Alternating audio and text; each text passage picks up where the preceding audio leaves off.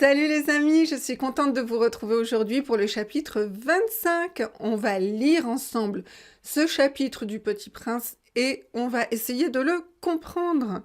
Et je préfère vous prévenir que c'est un chapitre triste. De toute façon, les 3 derniers chapitres sont tristes. En tout cas, moi c'est ce que je pense. Et quand j'ai lu ce livre pour la première fois, j'étais enfant et je me rappelle que j'avais beaucoup pleuré. Et je pensais qu'en étant adulte, eh bien, je serais plus forte et que ça me toucherait moins. Et en réalité, pas du tout. Ça me touche autant que quand j'étais enfant. Mm. Donc voilà, préparez vos Kleenex, on commence. Les hommes, dit le petit prince, ils s'enfournent dans les rapides, mais ils ne savent plus ce qu'ils cherchent. Alors ils s'agitent, ils tournent en rond. Et il ajouta, « Ce n'est pas la peine. » Le puits que nous avions atteint ne ressemblait pas aux puits sahariens. Les puits sahariens sont de simples trous creusés dans le sable. Celui-là ressemblait à un puits de village, mais il n'y avait là aucun village et je croyais rêver. Ok, donc vous vous rappelez dans le chapitre précédent, eh bien, le pilote et le petit prince étaient arrivés à un puits. Le pilote avait porté le petit prince dans le désert et finalement, il avait fini par trouver un puits. Et donc là, eh bien, ils arrivent au puits. Ils sont arrivés au puits. Et puis, le petit prince s'est réveillé parce que je pense qu'il dormait. Et puis, la première chose qu'il dit, c'est « Les hommes, ils s'enfournent dans les rapides ». Alors, il fait référence au chapitre qu'on a déjà lu précédemment, où on parlait, où on a rencontré l'aiguilleur qui aiguillait les trains. Et donc, les rapides, eh bien, c'était des trains rapides. Donc, le petit prince, il repense à ça. Peut-être qu'il a rêvé de ça, et donc il se réveille et il parle de ça. Sans transition. Il dit les hommes s'enfournent. Alors s'enfournent, eh bien si vous voulez comprendre, vous cherchez un mot dans ce mot et vous voyez qu'on a le mot four. Un four, c'est là où on fait cuire les aliments et s'enfourner, eh bien c'est rentrer dans quelque chose, mais s'enfourner, alors ça veut dire qu'il y a beaucoup de monde qui sont les uns sur les autres. Imaginez comme dans le métro par exemple, eh bien on peut s'enfourner dans le métro, on se serre les uns contre les autres dans un endroit qui est petit et qui est chaud, hein, un peu comme dans le métro. Donc là, ils s'enfournent dans les rapides, voilà.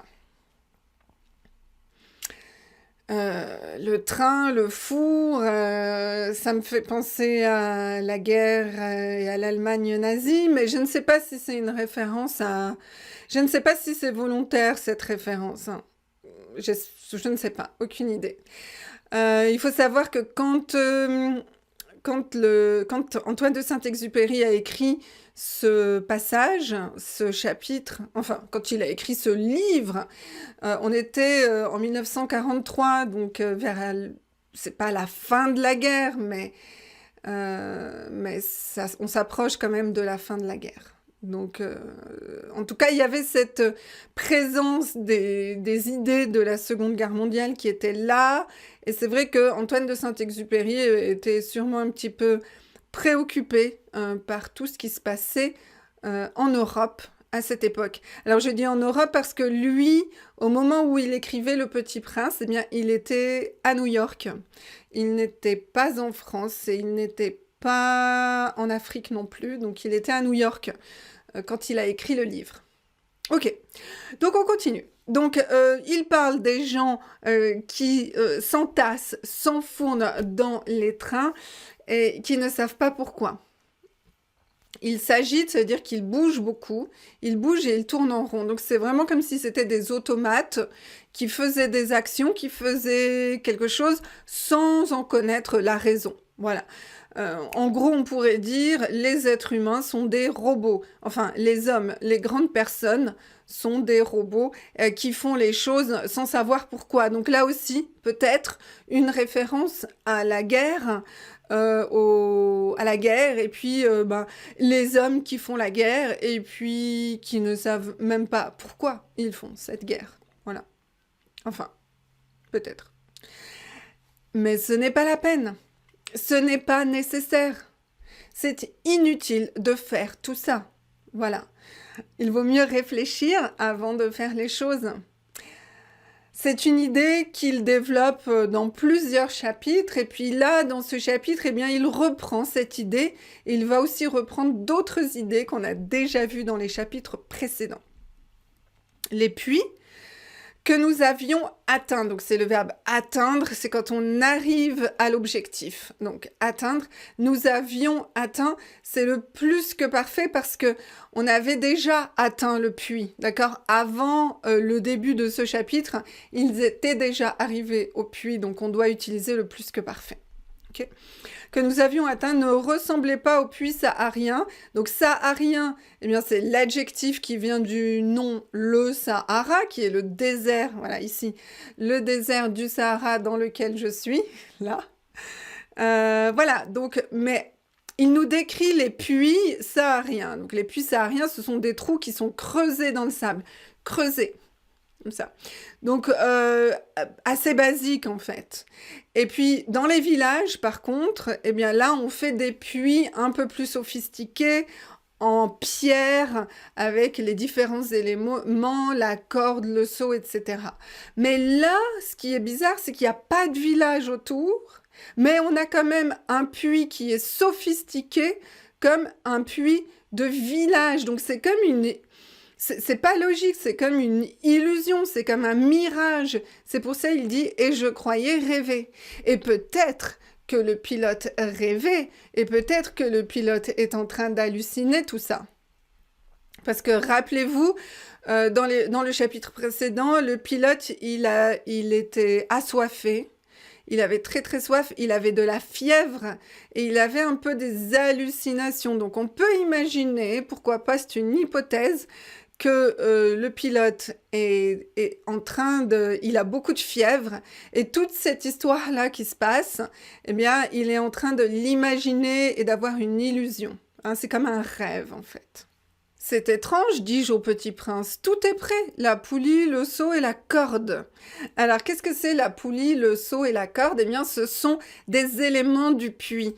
Donc là, eh bien, vous voyez, on a la poulie, donc ça sert à tourner et à faire passer la corde qui est là.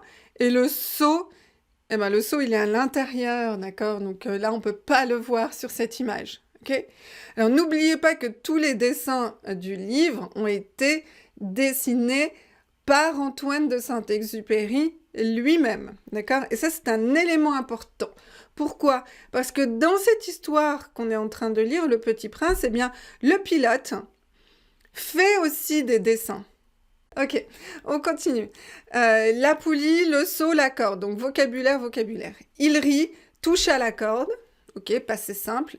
Fit jouer la poulie. Donc là, faire jouer, ça veut dire activer. Ok, activer la poulie pour faire tourner. Voilà, pour faire tourner. Donc, la poulie gémit. Donc, c'est le verbe gémir. C'est pousser un petit bruit. Par exemple, quand on a mal, quelque part, on fait... Ça, c'est gémir. On se plaint. Donc là, la poulie, ça fait longtemps qu'elle n'a pas marché, qu'elle n'était pas activée. Donc, elle commence à faire un bruit pour s'activer. La poulie gémit comme gémit une vieille girouette quand le vent a longtemps dormi. Donc une girouette, c'est ça. Et quand le vent a dormi, ça veut dire quand il n'y avait pas de vent, eh bien la girouette ne bouge pas. Et la girouette, eh bien elle peut rouiller. Et après, elle devient difficile à bouger. Et quand le vent arrive, eh bien on a un petit bruit au départ pour démarrer. Qui est lié au fait que le métal s'est oxydé. Il y a une oxydation du métal et donc le début est un peu difficile. Voilà.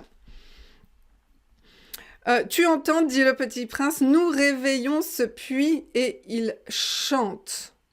Nous réveillons ce puits, donc voilà, ça c'est poétique, parce qu'il dormait, parce que personne ne l'a activé avant. Je ne voulais pas qu'il fît un effort. Donc ça, c'est le verbe faire à quel temps? Alors après, la volonté, on doit utiliser le subjonctif, d'accord? Ça, vous savez. Mais ça ressemble pas au subjonctif. Et oui, parce que c'est le subjonctif imparfait. On en a déjà parlé ensemble. Le subjonctif imparfait n'existe plus, il est mort, on ne l'utilise plus. Donc aujourd'hui, on utilise le subjonctif présent. Je ne voulais pas qu'il fasse d'efforts. Voilà. Donc pour si vous voulez faire une phrase plus moderne, subjonctif présent. Laisse-moi faire, lui dis-je. Laisse-moi faire, ça veut dire ne fais pas la chose pour moi, c'est moi qui vais faire la chose. Ok? Laisse-moi faire. Laisse-moi, c'est moi qui vais faire. On dit laisse-moi faire. Ça, c'est intéressant comme tournure. Laisse-moi dormir. Par exemple, si vous dormez et il y a quelqu'un qui vient et qui vous réveille et vous voulez pas, vous dites laisse-moi dormir, laisse-moi travailler, laisse-moi faire. Ok.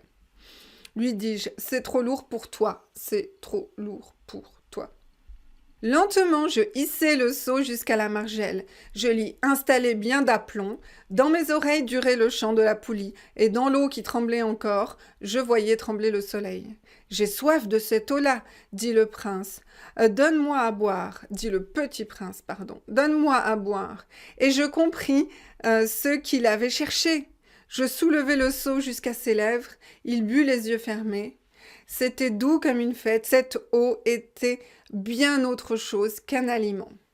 Ok, on a déjà parlé de l'eau dans le chapitre précédent et de l'importance de l'eau, et surtout le petit prince avait dit qu'il ne buvait pas pour apaiser sa soif, mais il buvait pour autre chose.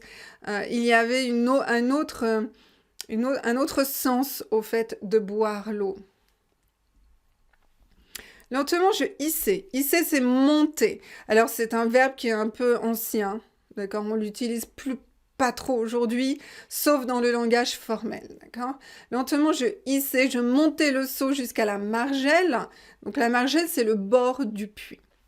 Je l'y installais. On a le pronom i parce que, eh bien, ça remplace la localisation, la margelle, et le pronom direct, le, eh bien, qui remplace le seau. Donc, j'installais le seau sur la margelle. Bien d'aplomb, bien droit. Okay. Dans mes oreilles, durer. Durer, ça veut dire que ça continue, ça dure. Dans mes oreilles, continuer le chant de la poulie. Donc, même si il avait arrêté de tourner la poulie, eh bien, le son continuait dans ses oreilles. Donc, c'est un peu bizarre, et donc peut-être que ça confirme que c'est un peu une hallucination auditive et visuelle. Et dans l'eau qui tremblait encore, je voyais trembler le soleil. Ok, donc encore hallucination visuelle.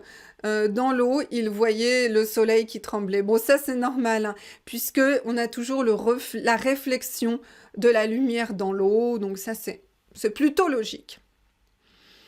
Donc là, j'ai soif. Ok, normal, mais j'ai soif de cette eau-là. Ça veut dire que j'ai soif seulement pour cette eau-là. C'est une eau spéciale. Je n'ai pas soif pour de l'eau lambda, de l'eau basique, mais j'ai soif pour cette eau-là. Donc on dit j'ai soif de cette eau-là. Okay? Donne-moi à boire. Et là, du coup, il a compris ce qu'il avait cherché. Donc le pilote a compris ce que le petit prince avait cherché avant. Il soulevait le seau jusqu'à ses lèvres, ok, pour boire. Il but, donc ça c'est le verbe boire au passé simple, les yeux fermés. C'était doux comme une fête. Cette eau était bien autre chose qu'un aliment. Donc là, on voit le pilote qui donne de l'eau à boire au petit prince, puisque c'est le pilote qui soulève l'eau, le seau, jusqu'à la bouche, jusqu'aux lèvres du petit prince. Donc ça crée une connexion, ça crée un lien, ça crée une entraide entre les deux personnes. Et donc ces personnes, eh bien, sont proches l'une de l'autre. Et c'est pour ça qu'il dit, eh bien, cette eau-là, c'était bien autre chose qu'un aliment. C'était aussi une connexion, c'était un liant entre les personnes, entre les êtres humains. Et puis si on réfléchit au niveau scientifique, eh bien, notre corps humain est fait en grande partie d'eau, il est constitué en grande partie d'eau. Donc l'eau, c'est vraiment la chose vitale qui nous unit et qui nous caractérise, nous ici, sur la planète Terre. Elle est née de la marche sous les étoiles, du chant de la poulie, de l'effort de mes bras. Elle était bonne pour le cœur, comme un cadeau. Lorsque j'étais petit garçon, la lumière de l'arbre de Noël, la musique de la messe de minuit, la douceur des sourires faisaient ainsi tout le rayonnement du cadeau de Noël que je recevais. Voilà, donc ce qui est important, c'est pas l'objet, c'est le rituel, et ça on en a déjà parlé, c'est le rituel qu'il y a autour de l'objet. C'est l'importance qu'on met. Et l'importance, elle vient de quoi? Elle vient de la connexion entre les personnes, entre les choses, et puis aussi les sensations qu'on peut ressentir. Alors ici, eh bien, quelles sont les sensations?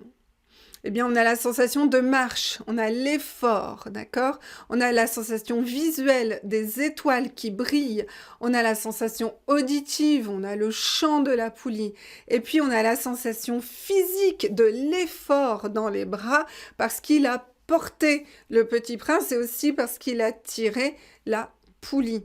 Donc toutes ces sensations, eh bien, nous font nous sentir plus vivants. Et c'est cette sensation d'être vivant qui fait que cette eau est bonne. Elle est bonne pour le cœur, comme un cadeau. Elle apporte de la chaleur au cœur. Et n'oubliez pas, on a dit, on ne voit bien qu'avec le cœur. Donc, tout se recoupe. Et puis, il a un souvenir qui vient et qui lui rappelle la même chose. C'est quand il était petit et puis que la fête de Noël était une fête très importante. Et puis, il y avait le cadeau, donc l'objet, le cadeau, l'eau. Mais est-ce que c'est le cadeau qui est important? Est-ce que c'est l'eau qui est importante? Non. Ces deux éléments, eh bien, sont importants parce qu'il y a un environnement autour. Et là, encore des sensations. À Noël, il y a beaucoup de sensations, des sensations auditives, des sensations visuelles.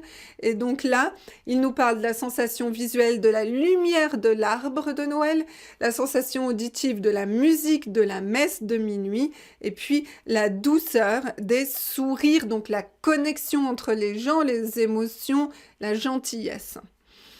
Et voilà, et tout ça, c'est ça qui a apporté la lumière. Donc on a aussi cette métaphore qu'on avait déjà dans le chapitre précédent, de l'importance de la lumière, et la lumière, la chaleur, c'est comme une métaphore, une image de la connexion entre les personnes, et aussi la chaleur qui réchauffe les cœurs.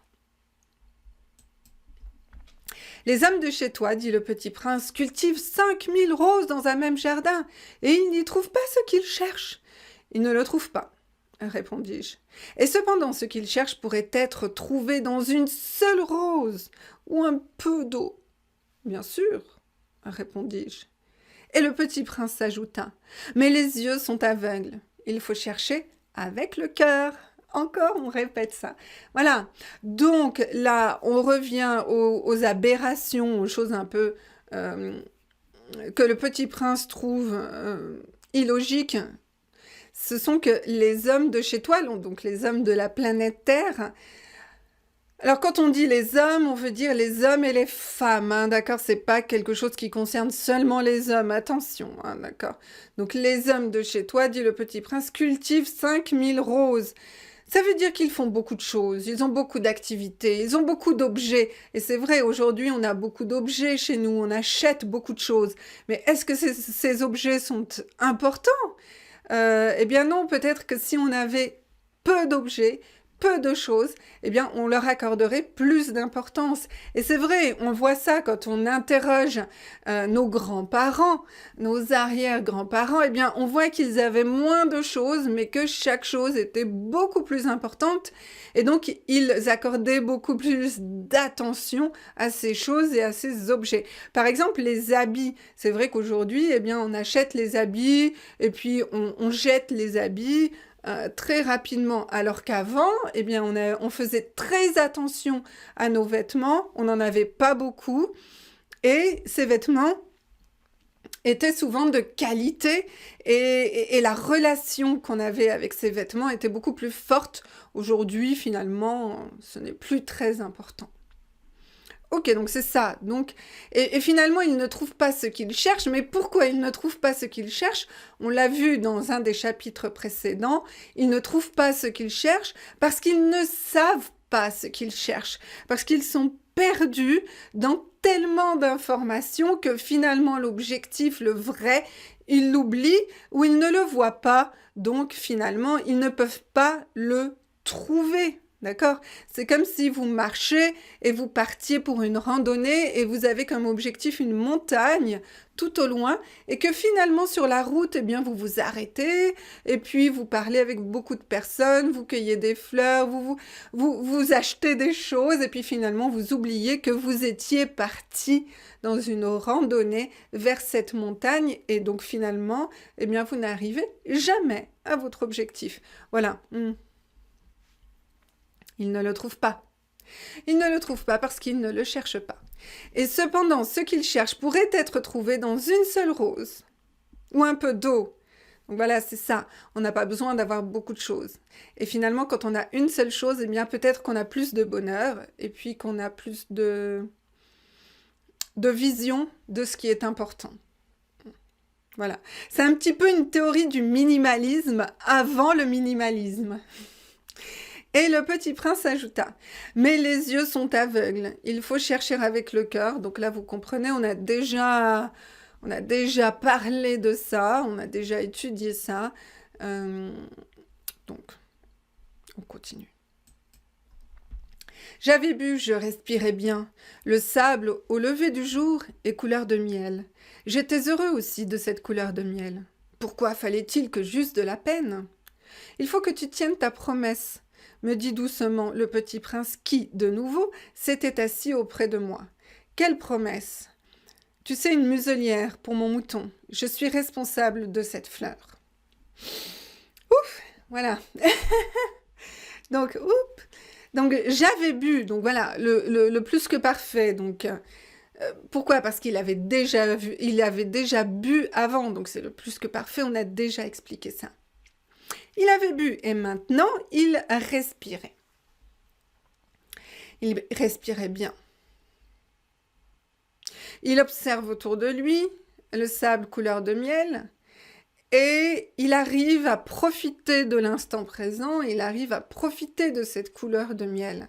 Donc, il commence à comprendre quelles sont les choses importantes. Les choses importantes sont les choses que l'on peut entendre, voir et sentir à l'instant présent.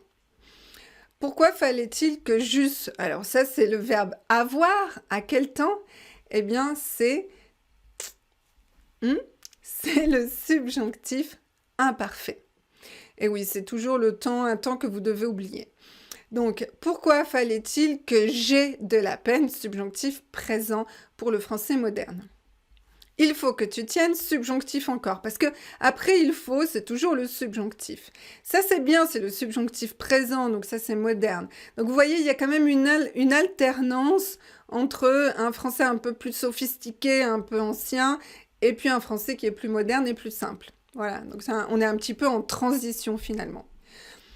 Donc voilà, donc on dit tenir une promesse. Tenir une promesse, ça c'est important, c'est quand on fait une promesse et puis qu'on réalise cette promesse, c'est tenir une promesse. Ça, vous pouvez mémoriser. Avec le possessif, tenir ta promesse, je tiens ma promesse, vous tenez votre promesse. Ok? Donc il s'était assis, encore le plus que parfait, parce que il s'était assis avant la conversation, avant qu'il commence à parler. Donc, c'est un peu un flashback. On parle de quelque chose qui s'est passé juste avant. Okay, donc, plus que parfait. Quelle promesse? Donc, et là, on retourne en fait à la promesse qu'on avait faite il y a longtemps. Un des premiers chapitres, quand le pilote, vous vous rappelez, le pilote avait dessiné un mouton pour l'offrir au petit prince. Le petit prince avait dit « Super, je vais l'emmener sur ma planète ».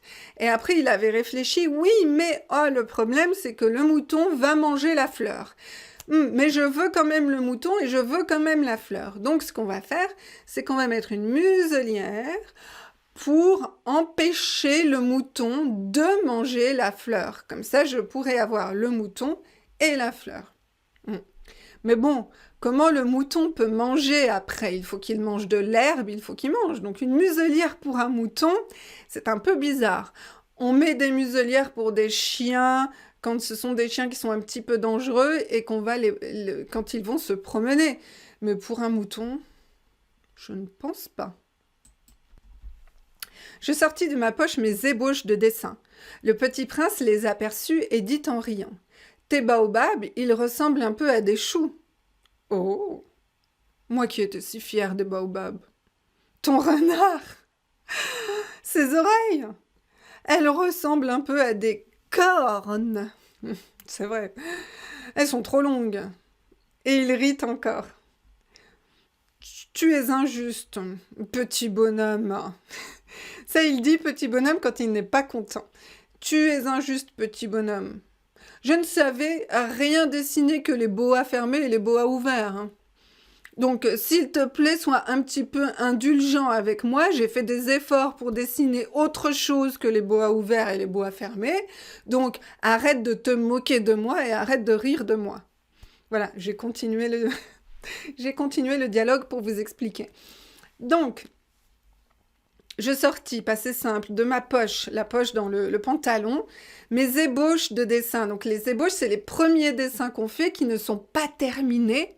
Des croquis, des ébauches, c'est la première version d'une œuvre d'art, c'est la première version d'un dessin, d'un tableau. Donc c'est pas terminé. Et voilà. Et donc, il se moque de lui parce qu'il trouve que les dessins ne sont pas très fidèles à la réalité. Les baobabs ressemblent à des choux, et ça c'est vrai. Le pilote, lui, il était tellement fier, donc il est déçu, il est vraiment déçu de cette réaction. Le renard, eh bien, ses oreilles ressemblent à des cornes, c'est vrai elles étaient très longues, on a vu ça. Donc voilà, mais le pilote est pas content, il dit tu es injuste ou tu es injuste avec moi, tu n'es pas juste, tu ne devrais pas rire de moi comme ça, j'ai fait beaucoup d'efforts pour toi. Oh, ça ira, dit-il, les enfants savent. Je crayonnai donc une muselière, et j'eus le cœur serré en la lui donnant. Tu as des projets que j'ignore. Mais il ne me répondit pas. Il me dit: Tu sais, ma chute sur la terre, ce sera demain l'anniversaire. Puis après un silence, il dit encore: J'étais tombé tout près d'ici. Et il rougit. Ok. Oh, ça ira, les enfants savent. C'est pas un problème. Ça ira, ça veut dire c'est ok, ça va. Ça va, mais c'est au futur. Ok, ça ira, les enfants savent, ça veut dire que les enfants vont reconnaître tes dessins, ils vont savoir que ça c'est un baobab et ça c'est un renard. Les enfants ont plus d'imagination, ils ont plus de flexibilité mentale, ils peuvent voir les choses et peut-être que les enfants voient avec le cœur et pas avec les yeux et donc ils arrivent à reconnaître mieux les choses. Voilà, c'est pour ça. Donc, le pilote continue. Crayonner, ça vient du mot crayon. Donc, crayonner, ça veut dire dessiner, mais avec un crayon, une muselière. J'eus le cœur serré. Donc, c'est avoir le cœur serré, ça veut dire être un petit peu, comment dire, un peu triste et un petit peu anxieux, parce qu'il a peur de quelque chose, mais il ne sait pas vraiment quoi. Il dit: Tu as des projets que j'ignore. On a déjà vu le verbe ignorer. Je ne connais pas tes projets, mais je sens que ce sont des projets qui vont me rendre triste. Je sens que ce que tu vas faire va m'attrister. Là, le pilote, il commence à avoir l'intuition que quoi? Eh bien, que le petit prince va partir, va le quitter. Et c'est vrai qu'il a créé une relation avec ce petit prince. Ils se sont apprivoisés l'un l'autre. Et donc, quand on s'apprivoise et qu'on se sépare, eh bien, on est triste. Eh bien, on pleure. Et voilà pourquoi c'est triste. Mais là, pour l'instant, c'est juste une intuition. C'est pas clair. Voilà. Il attend que le petit prince lui explique, mais le petit prince ne lui explique pas ses projets.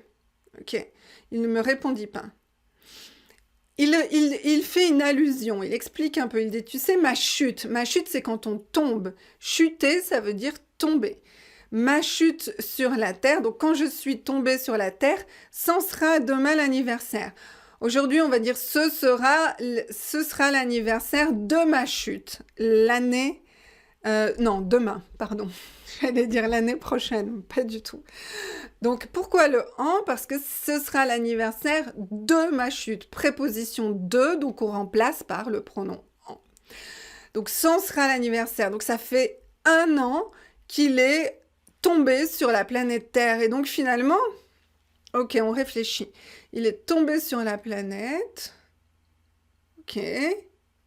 Ensuite, il est parti visiter tous les animaux et les personnes qu'on a rencontrées. Et ensuite, il a décidé de revenir jusqu'à son point d'arrivée au moment du jour de son anniversaire. Donc, c'est comme s'il avait tourné autour de la Terre en 1 année. C'est un petit peu comme la Terre qui tourne autour du Soleil en 1 année. C'est un peu comme s'il était un astre ou une planète lui-même qui tournait autour d'un astre. Ouais, c'est plutôt ça. Ok? Donc là, il retourne au point de départ, un anniversaire, un rituel. Ok. Puis, après un silence, il ajoute une information. J'étais tombée tout près d'ici. Donc voilà, il rougit parce qu'il sent qu'il donne beaucoup d'informations, mais il ne veut pas donner trop d'informations au pilote. Pourquoi? Parce qu'il sait que le pilote sera triste et il ne veut pas attrister par avance le pilote, j'imagine. Et de nouveau, sans comprendre pourquoi, j'éprouvais un chagrin bizarre. Cependant, une question me vint. Alors ce n'est pas par hasard que le matin où je t'ai connu, il y a 8 jours, tu te promenais comme ça, tout seul, à 1000 milles de toutes les régions habitées. Tu retournais vers le point de ta chute. Le petit prince rougit encore. Donc rougir, c'est devenir rouge. Et j'ajoutais en hésitant. À cause peut-être de l'anniversaire ? On sent que le pilote cherche des informations, mais en même temps, il a peur des informations parce qu'il sait qu'il va être triste. Le petit prince ne veut pas donner trop d'informations parce qu'il ne veut pas attrister le pilote. Donc c'est un petit peu... donc le pilote est éprouvé, donc on utilise le verbe éprouver pour une émotion. J'éprouve un chagrin, j'éprouve de la tristesse, j'éprouve de la joie. C'est pas toujours négatif, ça peut être positif aussi. Donc un chagrin, tristesse, ok? Synonyme. Un chagrin bizarre parce qu'il ne sait pas pourquoi il est triste. Voilà, c'est exactement comme moi, quand je lis Le Petit Prince, je suis triste et je ne sais pas pourquoi. Alors, ce n'est pas par hasard que le matin où je t'ai connu, il y a 8 ans, voilà, tu te promenais. Ce n'est pas par hasard, mémorisez ça, ce n'est pas par hasard que c'est quelque chose de prémédité, c'est quelque chose de préparé, ok? Le matin où, donc vous voyez, là on a le pronom où, pourquoi? Ce n'est pas la localisation, c'est le temps. Le pronom où est utilisé pour remplacer le lieu ou le temps. Donc les deux. Donc là, ça remplace le matin. Pronom relatif. Donc le matin où je t'ai connu, où je t'ai rencontré, il y a 8 jours.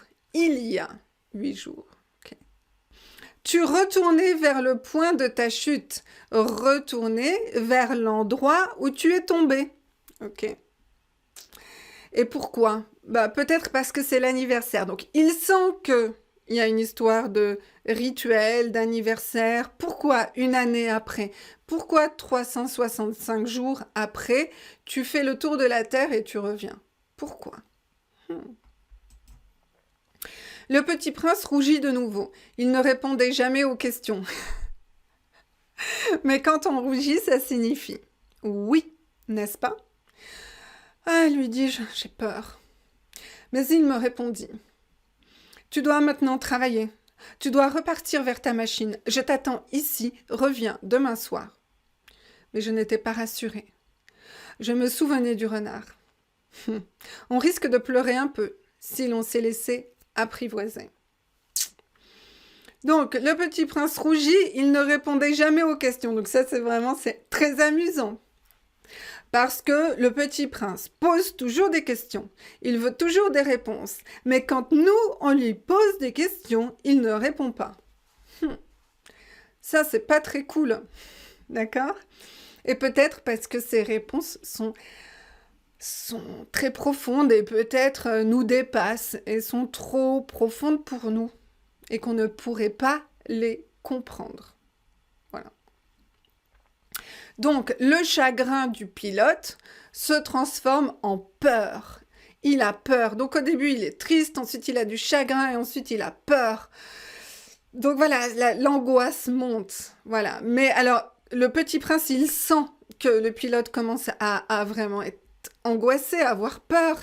Et donc, il essaye de lui changer les idées et il lui dit « Tu dois travailler maintenant ».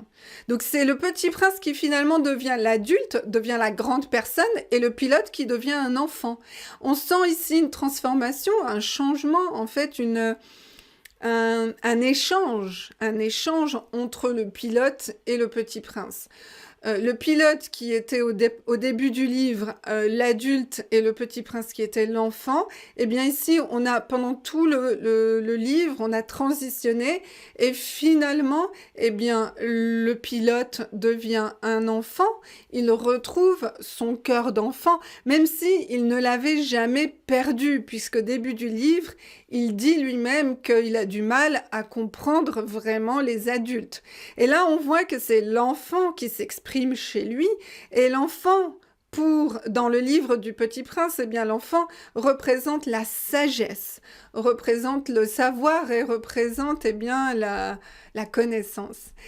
Et le Petit Prince, eh bien, lui, il devient un adulte, ou peut-être même plus qu'un adulte, parce qu'un adulte, c'est inférieur dans l'esprit de ce livre. Donc, il devient peut-être un sage, il devient une étoile, il devient un maître Yoda, voilà, parce qu'il a rencontré tellement de personnes qui l'ont fait grandir et évoluer et se transformer.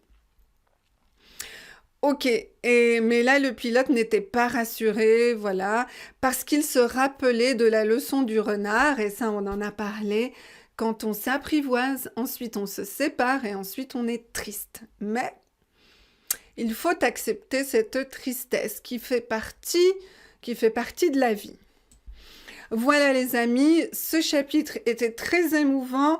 Quand je l'explique, c'est moins émouvant, mais je vous assure que si vous le lisez seul et que vous vous concentrez sur les mots ou pas seulement sur les mots, mais sur le message que vous ressentez avec votre cœur et avec vos émotions, eh bien vous verrez que c'est très profond et que ça touche vraiment des choses essentielles et importante.